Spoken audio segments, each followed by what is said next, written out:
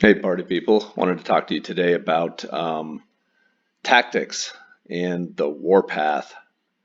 All right, so everyone is familiar with warpath. This is how you get to it.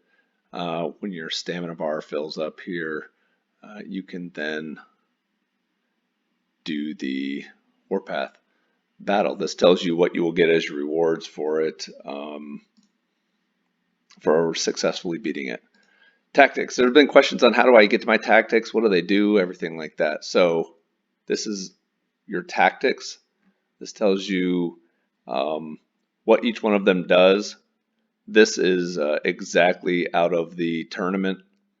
For example, you click on any one of them, it'll tell you in order to upgrade, I need to have 1550 stamina. I think that's stamina.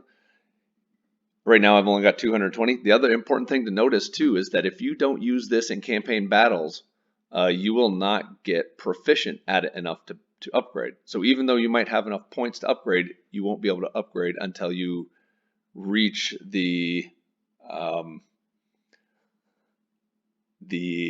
battle proficiency has to be full.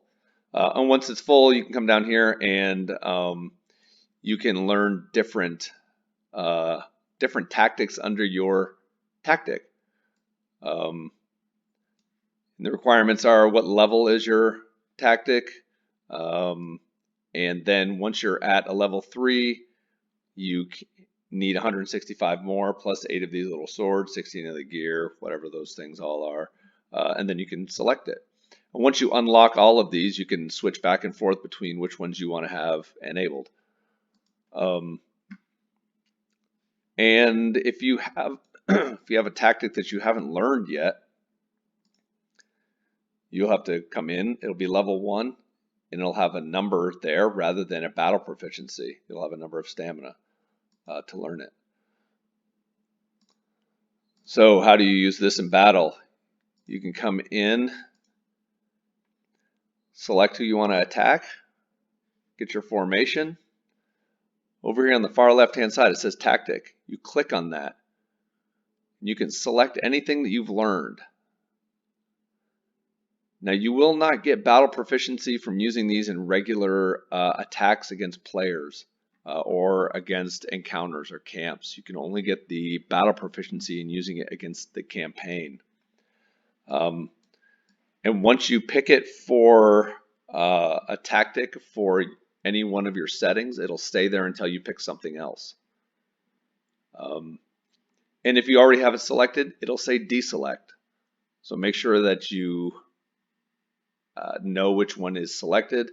You close out of it and it'll stay, and you'll see it over on the left hand side here.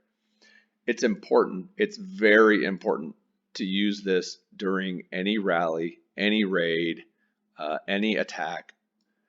You can overcome lack of stats with a good tactic. Make sure you use the correct tactic. Read up on what the tactic does. One of the biggest mistakes I've seen is people will use hold with a melee attack. Hold keeps all your troops in one spot. It is useful for something, I'm sure, but I've never seen anything where I wanted all of my squads to stay in the same place during an attack. I'd like the melee to charge. Maybe if you're doing all archer or all siege, you can have it stand. I don't know if those guys move it much anyways, but this tactic doesn't seem all that super helpful to me. Nerves of Steel is good. Rush, I really like Rush when you're doing a cavalry attack. I really like Line Advance.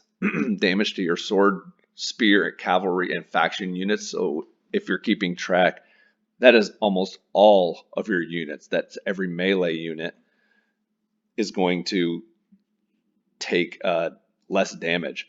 With each level, I believe, is 10% more damage that it will be reduced by. Mastery not only says the 30% reduced by 30%, but it also says that when melee, so not archers or siege, but whenever their melee is hitting you, their attack's going to be reduced by 5%. So that's a 35% just at level 3. That's huge. That is huge when you're looking at maybe a stat disadvantage. If you're using the right formation, you're going to really see that you'll win battles that you didn't have any business winning before tactics became a thing. So that's it. If you have any questions, leave them in the comments section, and I'll do my best to answer them. Thanks so much.